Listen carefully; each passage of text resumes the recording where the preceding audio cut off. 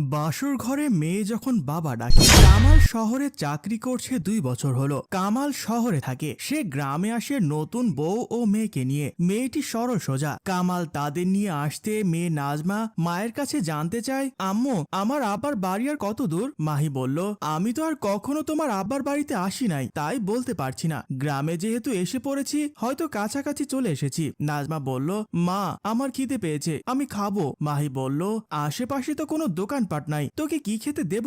কামাল বলল, কি হলো, মাঝপথে দাঁড়ালে কেন? মাহি বলল, তোমার মেয়ে কিছু খেতে চাইছে। কামাল বলল, আমার মেয়ে মানে? আমি এখনো বাসর করিনি, আমার মেয়ে আসবে কি করে? এটা আমার মেয়ে নয়, এটা তোমার পাপ। মাহি বলল, কথা সাবধানে বলবে, নইলে কিন্তু অনর্থ হয়ে যাবে। কামাল বলল, যা সত্য তাই বলেছি। মাহি বলল, জি না, তুমি কোনো সত্য বলনি। নাজমা বলল, মা বাবাকে বলো না আমার জন্য কিছু খাবার আনতে। মাহি বলল, তুই বল তোর বাবাকে। তখন নাজমা বাবার কাছে গিয়ে বলে, বাবা আমার খুব খিদে পেয়েছে, আমায় কিছু খাবার এনে দাও না বাবা। কামাল বলল, এই আমায় বাবা ডাকবি না, আমি তোর বাবা নই, আমার কোনো মেয়ে নেই। নাজমা বলল, আম্মা আব্বা বলে কি?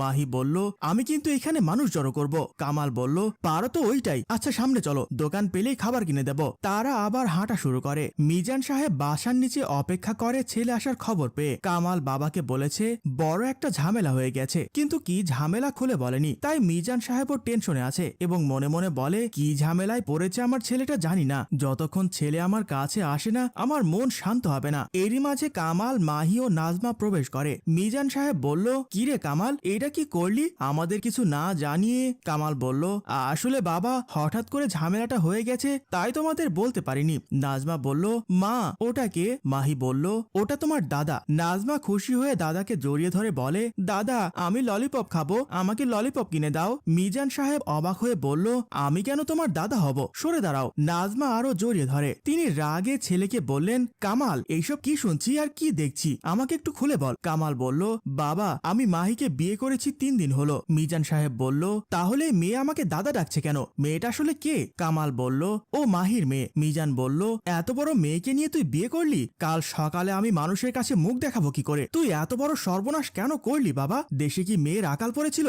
নাজমা তাকে ঝাঁকিয়ে দিয়ে বলল, দাদা দাদা চলো না, আমি ললিপপ খাবো। বাবা রাগ করে বললেন, রাগ তোর ললিপপ, আমার ছেলের জীবনটা শেষ করে দিয়ে। মাহি রাগ করে বলল, বাবা আপনি অনেক বলেছেন, কে কার জীবন শেষ করেছে সেটা পরে দেখা যাবে, অনেক দূর থেকে এসেছি, বিশ্রামের প্রয়োজন, যান আমার মেয়েকে নিয়ে দোকানে যান। মিজান সাহেব বলল, না আমি পারবো না, তুমি নিয়ে যাও। মাহি মোবাইলটা বের করতে করতে বলল, তাহলে কি আমি 999-এ ফোন দেব? কামাল বলল, ফোন দিতে হবে না বাবা, প্লিজ ওকে একটু দোকানে নিয়ে যাও, আমরা বাসায় উঠছি, আমার একটু বিশ্রামের দরকার। মিজান সাহেব নাজমাকে নিয়ে বাহিরে যায় আর কামাল তার স্ত্রীকে নিয়ে বাসায় চলে গেল। বাসায় সোফায় বসে আছে নদী, যার সাথে কামালের বিয়ে হবার কথা ছিল। বাসার কলিং বেল বেজে উঠতেই নদী দরজা খুলতে যায়। দরজা খুলে দিতেই দেখে কামাল নতুন বউ নিয়ে দাঁড়িয়ে আছে। নদীর মাথায় যেন আকাশ ভেঙে পড়ল, কারণ যে কামালের সাথে নদীর বিয়ে হওয়ার কথা ছিল সে কামাল বউ নিয়ে দাঁড়িয়ে আছে। নদীর মুখ দিয়ে কোনো কথা বের হচ্ছে না, তাই মাহি নদীকে সরিয়ে কামালকে নিয়ে এসে সোফায় বসে পড়ে। নদীও কামালের কাছে এসে বলে, তুমি কাকে নিয়ে এলে? কামাল জবাব দিল, দেখছিস না কাকে নিয়ে এলাম। মাহি রেগে বলল, আমাকে দেখে কি কাজের বউ মনে হয়? নদী জবাব দিল, তা হবে কেন, আমি বা কখন বললাম তুমি কাজের বুয়া, আসলে তুমি কে? মাহি বলল, আমি কামালের বউ, কামাল আমাকে বিয়ে করে নিয়ে এসেছে। আর কিছু? নদী বলল, কামাল এইসব কি বলছে, আমি তো কিছুই বুঝতে পারছি না। কামাল বলল, তুই কানে কি কম শুনিস, ও আমার বউ। নদী বলল, তাহলে আমি তোর কে? মাহি অবাক হয়ে বলল, ও তোমার কে? কামাল বলল, ও আমার মামাতো বোন নদী। নদী বলল, আর কিচ্ছুই না? মাহি বলল, ও আর কি বোঝাতে চাচ্ছে কামাল? কামাল বলল, ওর সাথে আমার বিয়ে হওয়ার কথা ছিল, কিন্তু হয়নি আর হবেও না। এরই মাঝে বাবা ও নাজমা ভেতরে প্রবেশ করে।